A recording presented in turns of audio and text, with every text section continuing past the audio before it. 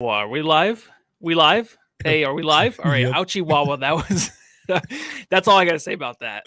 So thank you, Jamsters, for joining tonight. I am back after a 2-game absence. John is gone. He is at the Mariah Carey concert, and he might join us live from there with his wife and his stepdaughter, as they all have matching Mariah Carey shirts on. So I didn't download the photo. I should have for the pod, but we'll share it next pod. Anyways, Suns lose tonight. I have Suns Geek on the pod with us as we are sharing this stream. So hello to everybody tonight. Hello, Suns Geek. How are you doing tonight? Oh, I'm doing fantastic, man. Thank you so much for having me on. I've been super busy lately, which we'll talk about later, but I'm so glad to be reunited with the Suns Jam Session podcast and ready to talk about one of the greatest games ever in Suns history, if you know what I mean. Yeah, one of those games you kind of just don't care anymore. And you're like, wait, when does that Jake Paul, Mike Tyson fight start? Because that's what I was thinking. I'm like, it said 6:00 my time, but I'm like, oh yeah, you have to have all the preliminary, I guess, fights, and then you have to wait until probably midnight till that one starts. Unless it started now, Jamsters, let us know the score, who's winning the fight, because it's probably more entertaining than this game and maybe this pod, because we might not be talking about the game too much tonight. Right. We'll be talking about having coffee after midnight.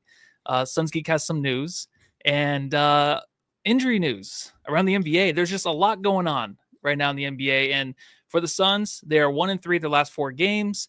No KD. There's a lot of problems. So everybody, thank you for joining. You don't have anything to pop open, correct? The one thing I have to ask every guest. Yeah, unfortunately, no. I had some coffee earlier, got some water, staying up late tonight. So Woo! Yep. Yeah, and we were talking about, I was at Target and I'm like, should I get crazy tonight and have a coffee?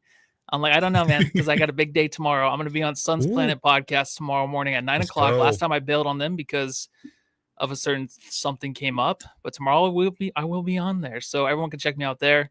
So I got to wake up early for that and then have a big day ahead of that. But anyways, let's get this pod started. You ready? Let's do it. I'm ready. Let's do this.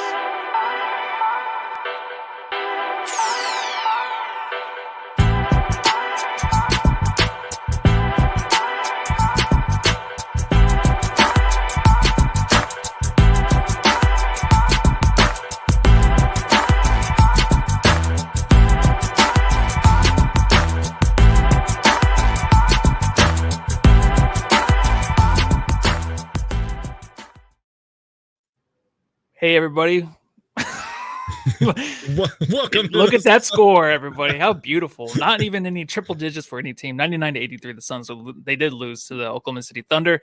It was a tough game to get through. I think there was a little bit of a battle there in the first half for the Suns, but after about maybe 3 minutes into the third, he knew it was about over.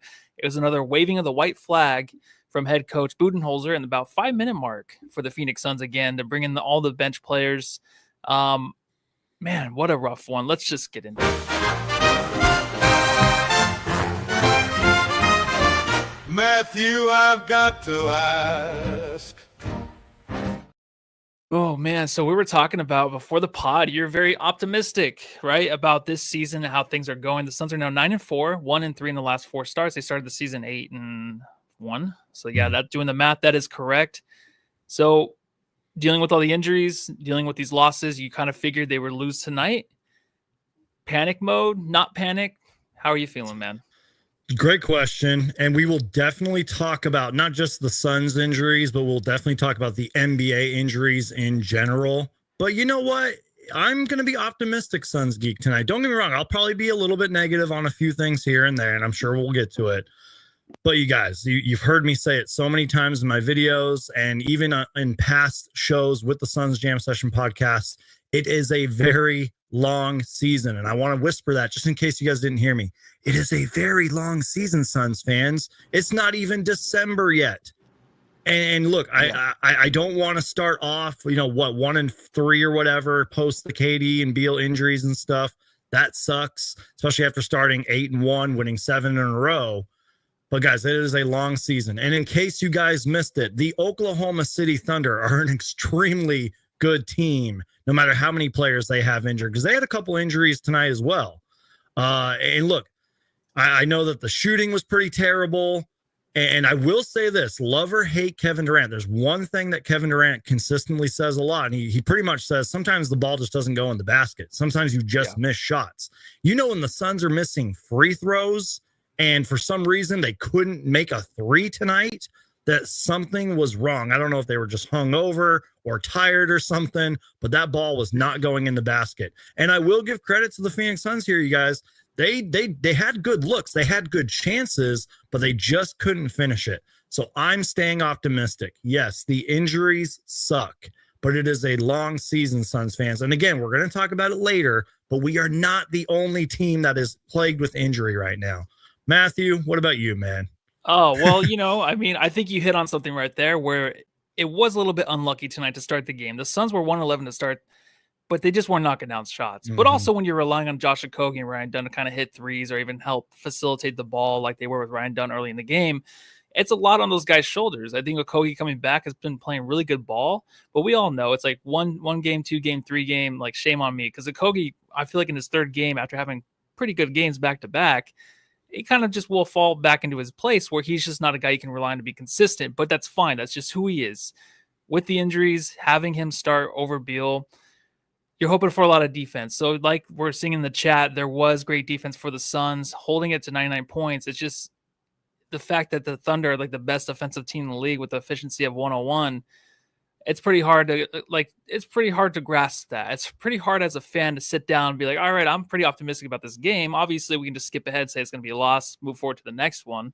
And that's what we're going to do. I think we have to just kind of just figure this thing out with the injuries, kind of just go one game at a time, but try to win these. Like it's frustrating as a fan at times because you're like, just put forth the effort. Like, let's just see if Book can have one of those extremely great games against a good defense, against Lou Dort, the doubles and all that, and he can just knock down some shots and other guys can help him. But that is asking a lot, especially missing Bradley Beal and Kevin Durant. So I understand that there's frustration.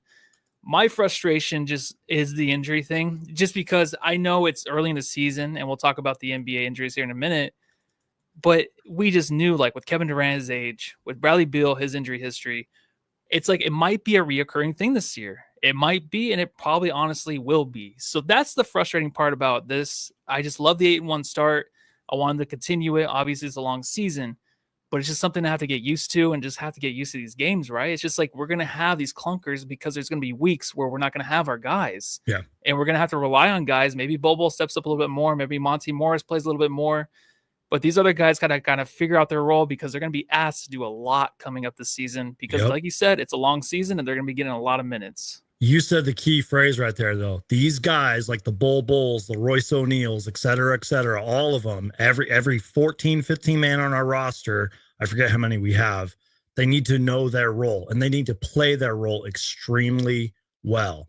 And that's where I think this team just needs to come together because Devin Booker cannot do this by himself. As we saw tonight, they weren't just double teaming Devin Booker. They were triple teaming him. It seemed like 4 guys at least were locked on him at all times. And look, Devin Booker is a great scorer.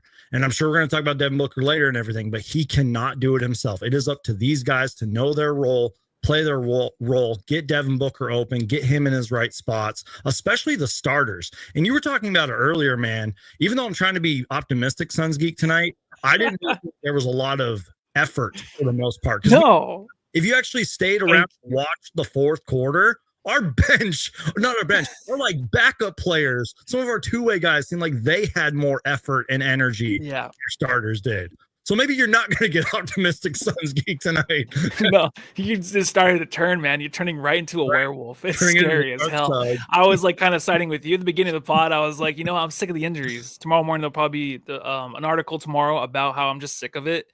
It is early, but it's just an annoying thing. I know it's happening in the NBA, but you just hate to have the good start and wake up the next day with Kevin Durant injury. And it's like Bradley Beal's going to get hurt because he plays so hard and he just he's fragile at times. So it's going to be scary. And then you have Nurk too in the game where it's such a small lineup. Before I get too ahead of myself, let's just talk about one guy at a time. Maybe allow me to reintroduce myself. My name is Big Dick Booker.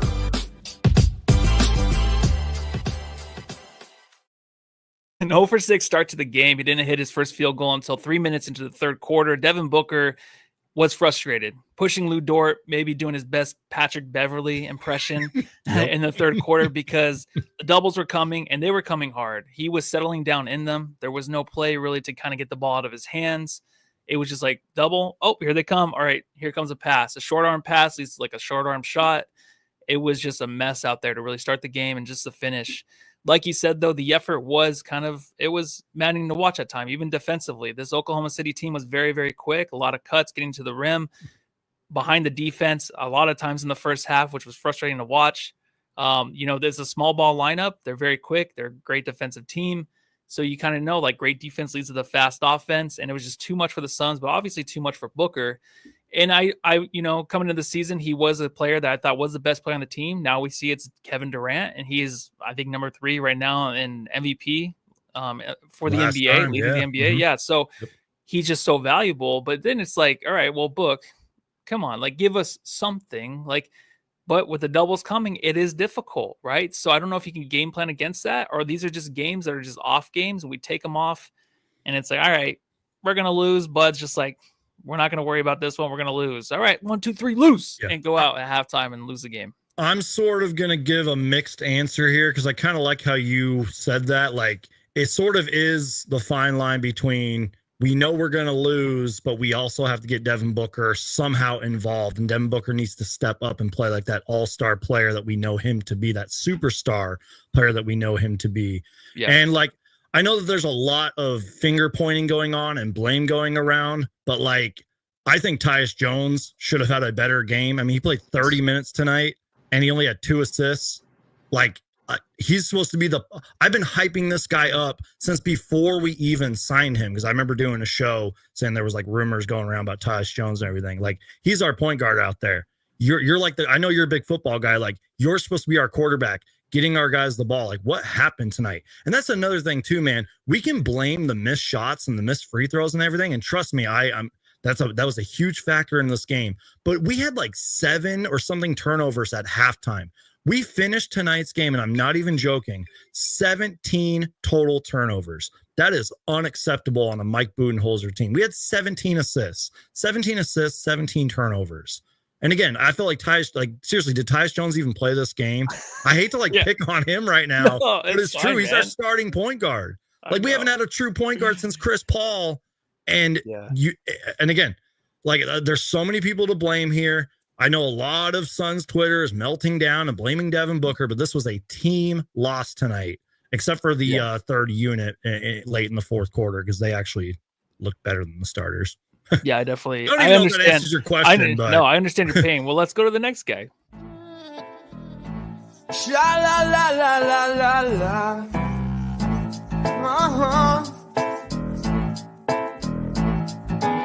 Mr. Jones and me. So 7 points, 2 assists for Tyus Jones tonight, 3 rebounds. He was 2 for 8 from the 3-point line, but a lot of guys were really wide open in the first half. I felt like just were not knocking them down, but that was mostly like Ryan Dunn, Josh Okogie kind of left open. But Tyus too, he has opportunities.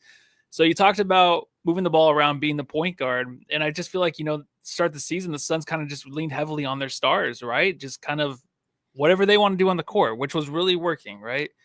So Tyus, I feel like wasn't really a point guard ever. I feel like I imagined kind of betting the 11 or over 11 assists a game is like something you probably would want to do heading into the season, but he hasn't been that guy yet, right?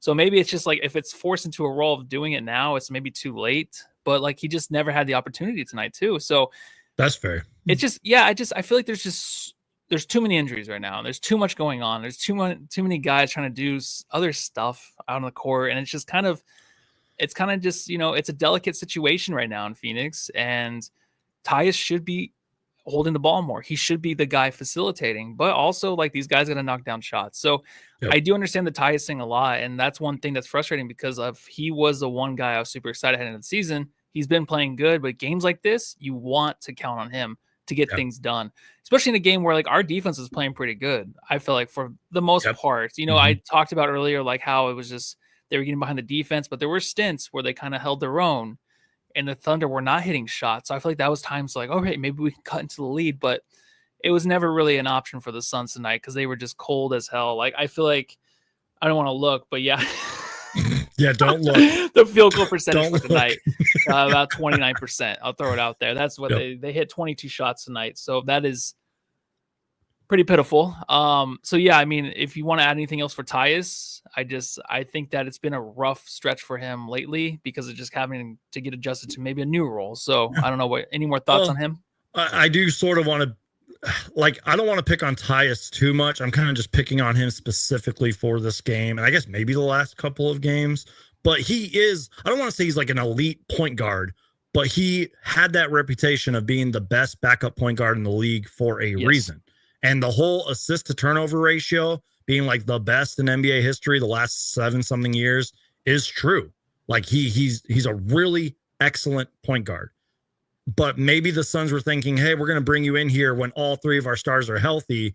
And maybe he just couldn't do that tonight because, again, one thing that I feel like we haven't talked too much about throughout this podcast is the swarming, claustrophobic defense of the Oklahoma City Thunder. So maybe that's why Tyus couldn't get anybody the ball tonight. So I don't want to pick on him too much.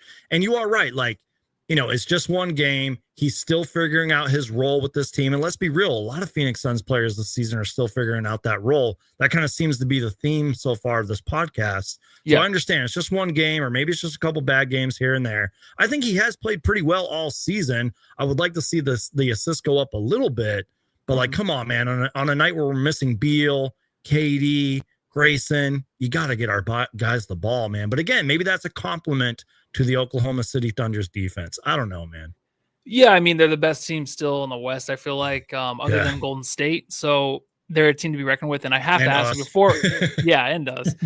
We are still the 3rd seed, so it's not that bad. I didn't predict the Suns to be the 5th seed this year, so maybe I should be okay with this because we're going to lose some games.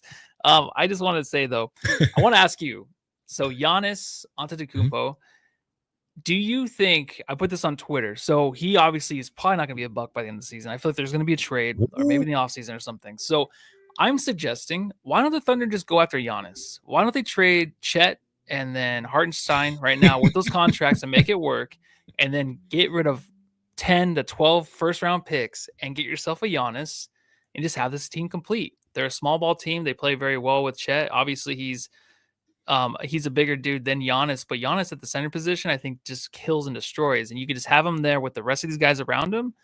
I think that would be the ultimate team to really just win you a championship within the next 2 years. Do you think they should pull the trigger and just do it because they have all those picks? And if you can't rely on Chet to stay healthy, I don't know how long he's going to be out, but if that's going to be a thing, it's like you have your chance right now to get Giannis. And I know you can't trade Hartenstein until I think December 13th. Probably. But after that, do you think they see how things are going and they're like, you know what, if we get Giannis on this team, we got a championship this year?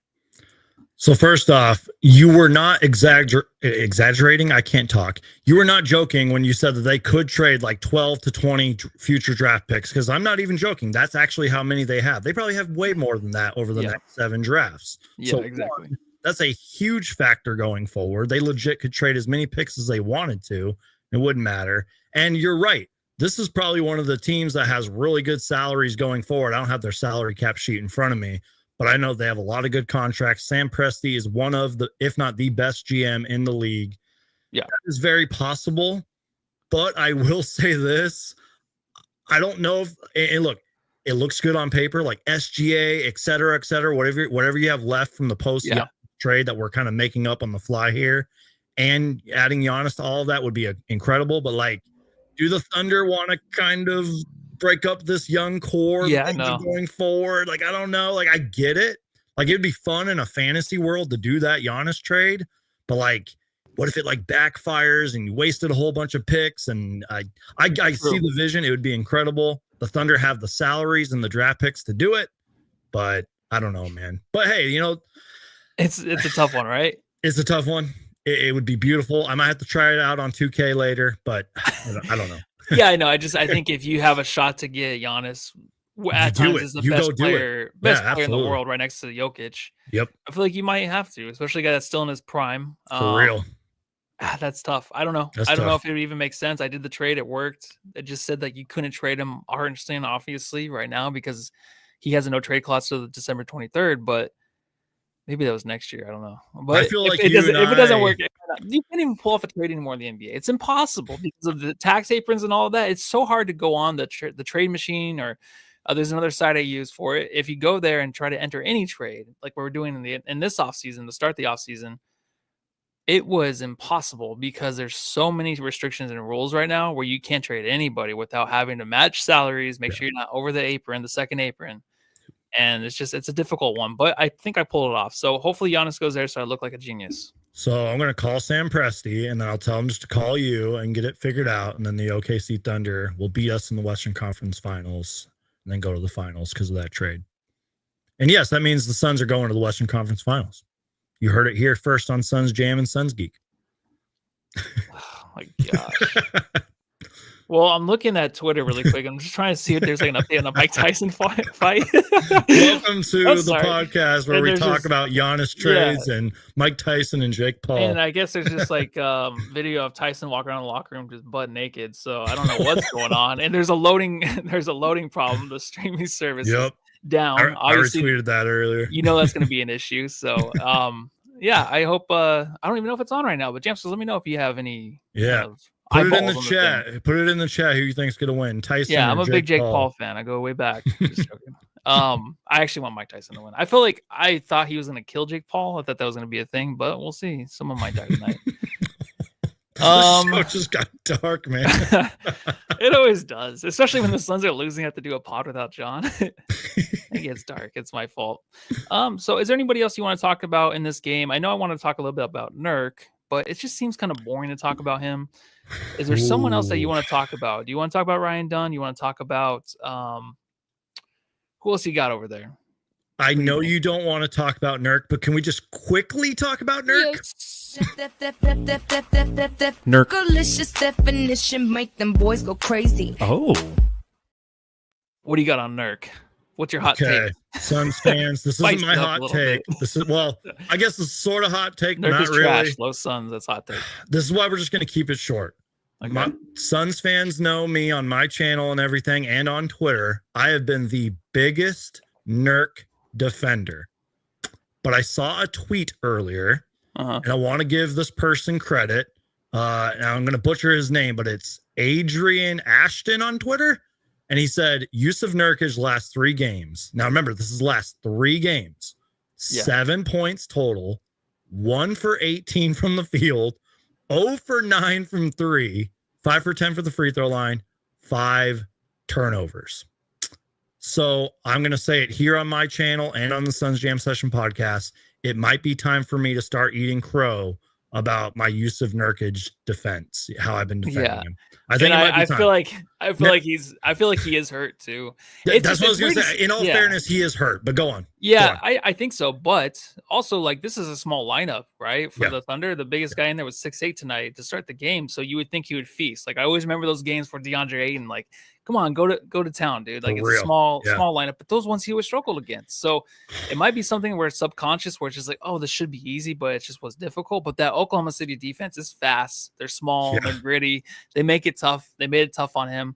The Suns did excel at one thing tonight, and that was getting to the free throw line. It's 40 times tonight. They only hit 30 of them. So 40 times. And out of that, Okogie went to it 9 times. Yusuf Nurkic got there and hit. He attempted 8 free throws. So he was getting fouled getting to the line, but it was a difficult game to watch. I feel like without Kevin Durant, we will talk about him next because I just have a question.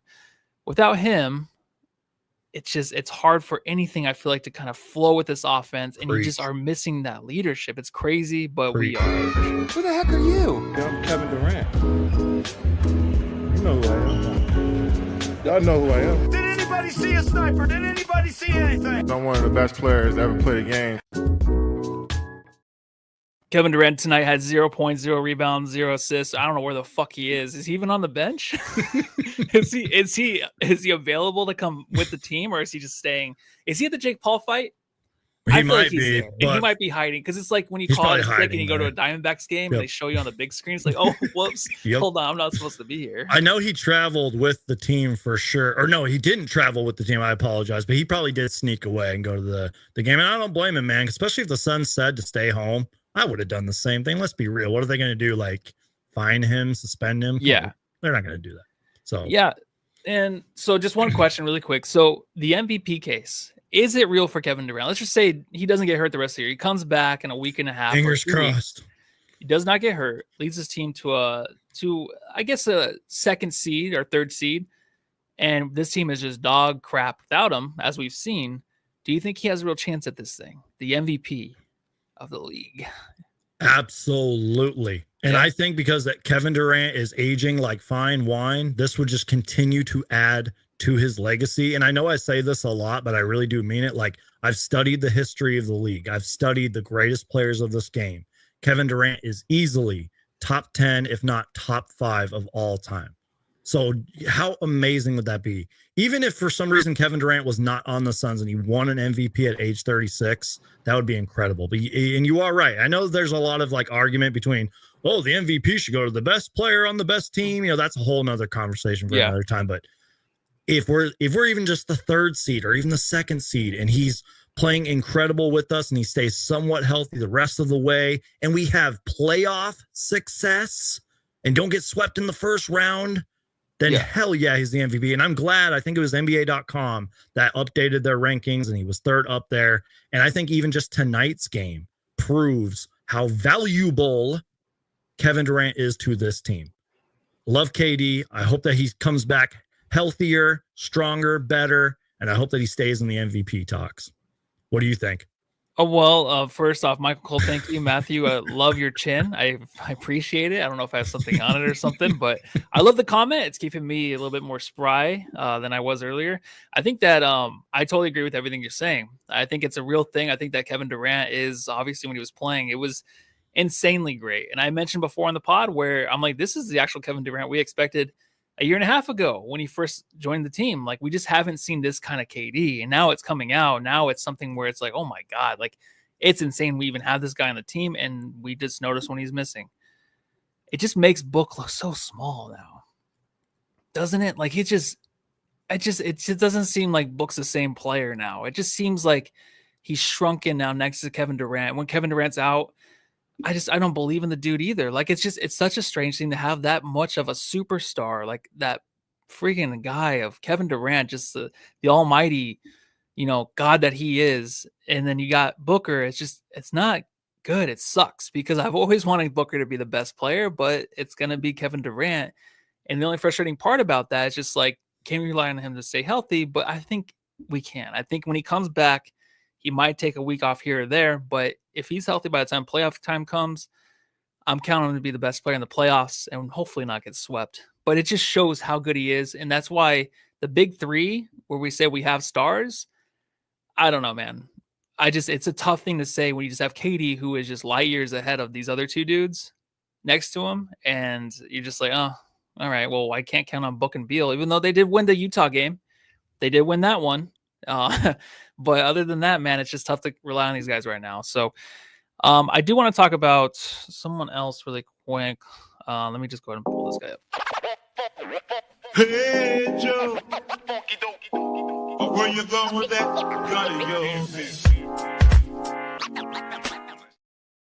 There was a lot of Josh Okogie tonight. A lot. 30 minutes for him, 15 points. He was 6 for 9 from the free throw line, like I said earlier, but 4 for 12 from everywhere on the court. 4 for 12 all across the court. And I just think there was a ton of it. There's just too much. And him getting to the rim, he had a lot of good opportunities to finish. The whole team had a lot of good opportunities, I feel like, around the rim. It could not finish. The ball could not go in. And he was feeling the frustration of everybody else.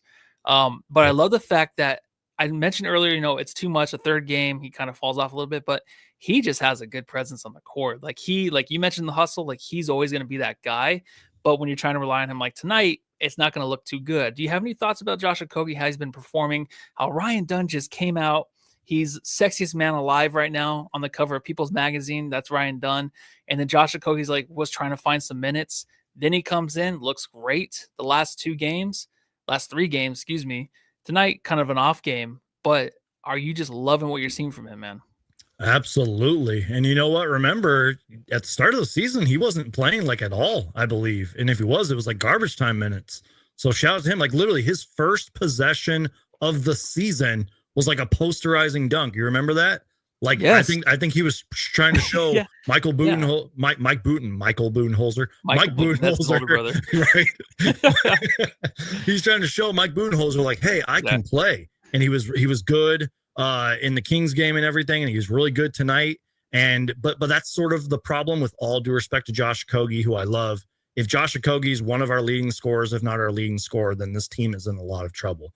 But again, you guys know me on my channel. I have talked so much about Josh Okogie, the hustle, the effort, the defense, but it kind of seems like he's been maybe a little inspired by like Ryan Dunn, for example, on working on his 3-point shot and being aggressive offensively. That's the key thing. That's what's going to keep earning him minutes, especially when KD and Beal come back, is him staying consistent on offense. And also another thing too, is when you were setting me up for this question, I hope one day, like when we're somewhat fully healthy, I want to see what a defensive unit of Dunn, O'Neal, and Okogie somehow all on the court together could be. That could be scary, man, because for a while it was like, oh, Ryan Dunn and Royce O'Neal, that's a dynamic defensive duo. I want to see all three of these guys on the court. That would be elite, man. Yeah, it would. And you don't have to really count on two of those guys offensively, Royce O'Neal, obviously, but those other two, you just want the defensive efforts. So I think we'll kind of get there, right, with the rotations. Until then, I think that the Suns down the stretch with injuries, they have the opportunity to really fixate with a lot of these injuries or with these lineups.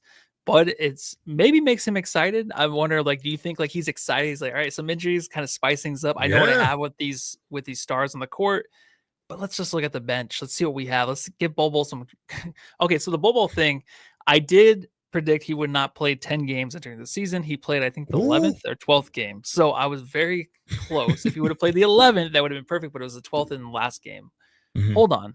He played the last 2 games or the last 3 games? Yeah, last 2 games, because he didn't. Yeah, he might have played in the Jazz game, but I thought it was the Kings game. No, the Kings game. I swear I tweeted it out. I was like, Bowman is he's finally so playing. He played the 10th game. Yes. Fuck, I was so close. Yeah, that was the 10th game of the season.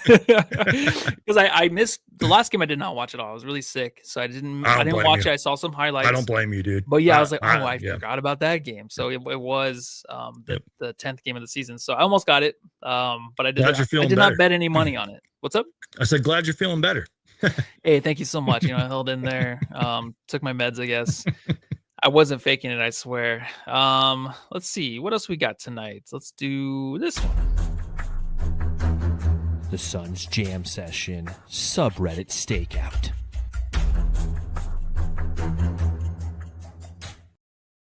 Hold on. This is tough, dude. I don't think I put this on right. That's not all right at all. More to me. All right, let's look at this Subreddit story to go. Let's do. So anybody watching, I am Gambit, I guess, doing my best impression of him. Let's see here. Quiet on set. There wasn't actually a lot going on in Oklahoma City Thunder. So their subreddit was, I can't do this. Okay, hold on. I feel like the course is making it a little bit harder than seeing within the game of San Color Pop. All right, so they said that after I just stuttered over all that whole thing, I feel like the course made it a bit harder to see what's going on, even though I like the creativity, the color, and the pop. So are you feeling these courts this year? Are they a little bit more tame than it was last year? Do you like them? Yeah, that's a good word. They're a little more tame. They're a little more consistent. I like them for the most part. All right. And Shea Gildress was held scoreless in the second quarter. So someone commented, Shea's stinking it up. That's good. Yeah. I may be in the minority, but I honestly like these NBA Cup courts. Yeah. Hold up. I gotta choose a different character. They have 20 more free throws than us. So someone actually noticed the subreddit. Hey, they have 21 free throws. And they're like, F these refs. Because honestly, that was really all that was going on the subreddit. They're very nice in there in Oklahoma City. And the last one I have is Bill's listed as Nurkic is questionable. We're lucky to even have an energy team. So they said that Bill's listed out and Nurkic is questionable. We're lucky. We've lucked out with some injured teams. So after this, when I hit this, we'll talk about the injured teams. The Suns Jam Session Subreddit Stakeout.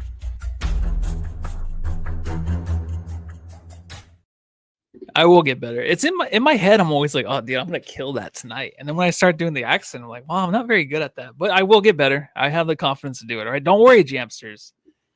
I'm about to make a name for myself. I get so upset though. So I want to talk about the injuries. Obviously, it's hitting the NBA hard. The Pelicans are without Zion, without Colum. Like everybody. Yeah, everybody. That team is just done for the season. Obviously, Zion's one of those that you can count on to be hurt. We have Ja. My prediction for MVP this year is out with a hip injury. Not sure when he's coming back. But if you want to list a few too, like there's notable ones out there, and I don't have the list up. I don't know what the heck happened to it. But do you have a list of those injuries? Because I want to talk about them and kind of just go over like. Do you think that's something that the NBA is doing wrong, or is this just something that, we just have to get used to? Because I feel like the injury bug does hit pretty quickly in the NBA now. And it's always been a thing where it's like, who's playing which game? Who's going to be in the lineup? Can we count on this to be a good matchup? And it's just kind of frustrating, right? So I am frustrated with the Suns injuries, and you can't do anything about it because they're injuries, right? It's an accident. It's going to happen. Yeah. But in the NBA all around, it's like, it's been a competitive, I feel like, first 3 weeks of the NBA. Yep. Very competitive. So is it just the fact that these guys are just athletic as hell and they're just competitive as hell right now in the NBA and just causing more injuries? Like these stars are just going down one at a time. Yeah. So while you were talking, I just quickly Googled the NBA injury. Is that how you do it? NBA injury. I just and this is on ESPN, man, and they literally do it team by team. Like the injuries are insane. Now, one I was thinking of was like Paul Banchero, for example. Like I could literally go down the list. Like Drew Holiday is day today. The Hawks got a ton of injuries. Nick Claxton, I believe, is going to be out for a while. That was the latest one today. Lonzo Ball, Evan Mobley. Like I'm literally going down the list of all the NBA teams. Aaron Gordon's out. I could go all day, and I know that there's some conversation like, should they lower training camp or just get rid of training camp in general or cut the preseason? I'm a little torn on the whole injury thing, but that I think because I'm a little biased towards it because I've had 2 shoulder injuries in 4 years, and I like sharing that story. And prior to that, man, I had never gotten injured. I've been pretty blessed with injuries for the most part. Maybe like a small ankle sprain here or there, or I jammed my finger or something. But these 2 shoulder injuries in a matter of 4 years made me realize that a lot of injuries are just freak injuries, because that's how mine happened. I was just playing basketball. Some big dude flew into me and popped out my shoulder. And you kind of said it, like the league is so competitive now. These guys are so athletic and they play so hard that injuries just happen. You know what I mean? And we saw that a lot with Bradley Beal last year. Remember like when he was shooting a jump shot, and I think it was like DiVincenzo or whatever, like just came flying into him and he tweaked his ankle or whatever. Like these things just happen. So sure, we could have a whole podcast on like, oh, should the NBA shorten the season and should training camp go and blah, blah, blah. But like, no, I don't think that's the case. Freak injuries happen. I don't know, man. But and I will say this too. I could go down the list and read you every single NBA player who's injured right now. But I think if you are how do I word this? If you want to watch real basketball, you want the best players on the court at all times. You know what I mean? Or at least 5 out of, 10 guys, some of the best players in the league. You want the best players on the court is what I'm trying to say. Some games a player might be out here and there. That's what real basketball is. That way nobody can be like, oh, well, we would have won this game if this guy was out. You know what I mean? You want the best players on the court at all times. It's a conversation for another time. Hopefully the injury bug will shut off. Hopefully the NBA can turn off the injury slider and we can have a somewhat healthy second half of the season. Right now, we're going through it. Thank goodness for the NBA G League, for example, because we saw it tonight. Some of our G League guys come up, help us out. And that's why you have to build your team around solid role players that can step up for these injured guys. I don't know if any of this made sense, like my little tangent here and there, but just shut off the injuries. Yeah, no, I'm all for that. I pray every night that they can just go away, but it's just a thing. I think a lot of these guys can probably play through them if they really wanted to, right? Yeah, but it's just about preserving themselves for the long season.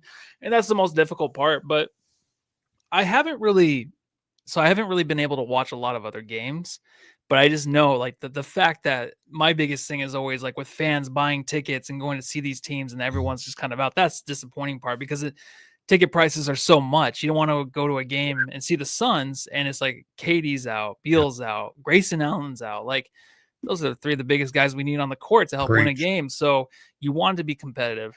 The worst ones are always like when you have like the teams like OKC. It's like you have Chet and then you have Hartenstein behind him. And it's just like, wow, that team is going to be remarkable this year. They're going to be undefeated almost. And then Chet gets hurt. And it's like, damn, like when is he even going to come back? Like, it's just it's a frustrating thing just because it's like, you want to just see those teams that take the jump the year prior, the next year, they're contenders. They're going to win it all. They're going to sweep in the playoffs. They're going to get to the championship and they're going to beat whoever's in the East because the East sucks.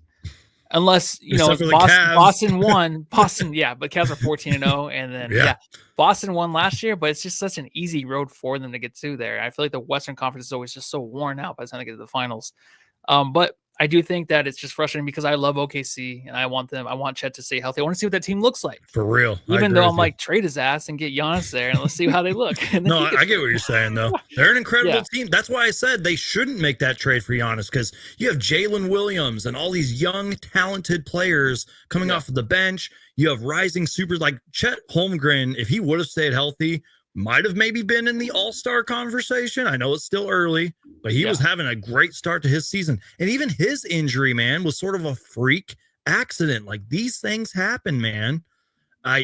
This Thunder team has so many assets, so much great young talent. And going back to the Suns too. This is an elite team. And I want Suns fans to remember this. This team is built around the big three. We're not going to win games if they are not on the court.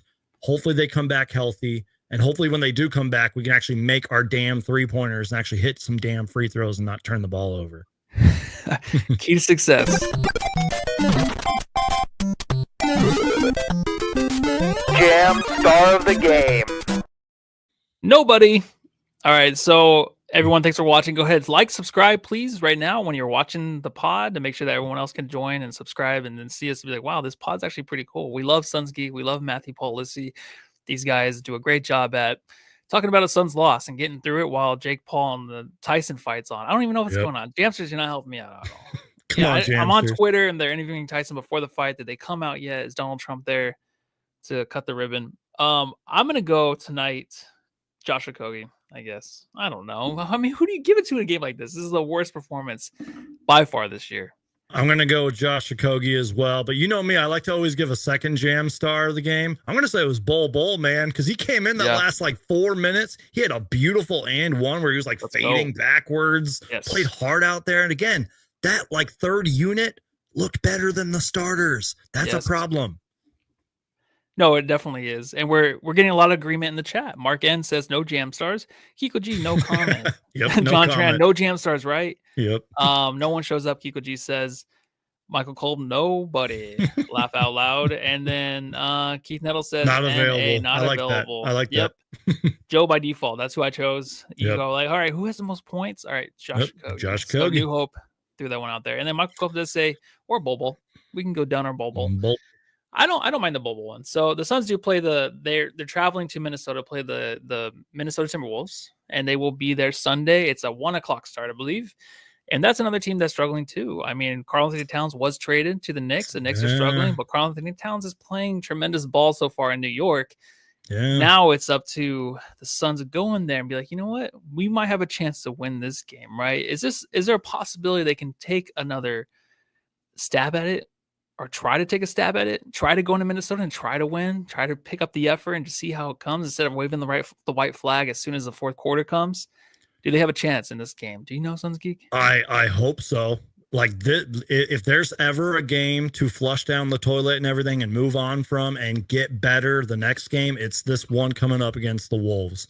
Like you wanted to, since we're having a boxing theme tonight, you wanted to kind of have a puncher's chance tonight. We didn't see that at all. We got punched in the mouth early. We dug ourselves in a hole early. So it needs to be the complete opposite against the Wolves. We need to come out and swing first, knock them out in the first quarter, and just keep our foot on the ground all the way until the buzzer sounds, man. Got to have a bounce back win against the Wolves. And I was looking at the injuries. I don't think they have any injuries unless I missed it. So it's like, No, they're just struggling. I think yeah, they're anytime struggling. it's one of those things like, damn, like we wanted to trade even on this podcast so many times. Anthony Towns, like trade him Yeah, somewhere I else. remember Cat, that. get rid of him all the time. It's like this team would be better now that he's gone and they lost 3 in a row, and this team is really struggling to put it together. So catch him at the right moment. Like John was saying that too. Like I would love to catch some teams with injuries, you know, For and then real.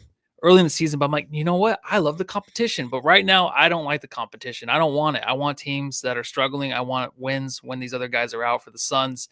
And that's the only way to get them is if the other team is injured or just kind of collapsing at the moment, having kind of an identity crisis. And I think that's what the Washington Wizards, we're not playing the Washington Wizards, Minnesota Timberwolves are doing. You might as well call them Washington Wizards. That team always sucks. So, I mean, we might end it a little bit early. Do you have anything, Suns Geek, anything else that you want to talk about NBA-wise, personal news? Is there anything happening there that you want to let the Jamsters know? Yeah, well, first off, just real quick with the NBA, it's still early, Suns fans and NBA fans. So if your team is struggling, it is still early.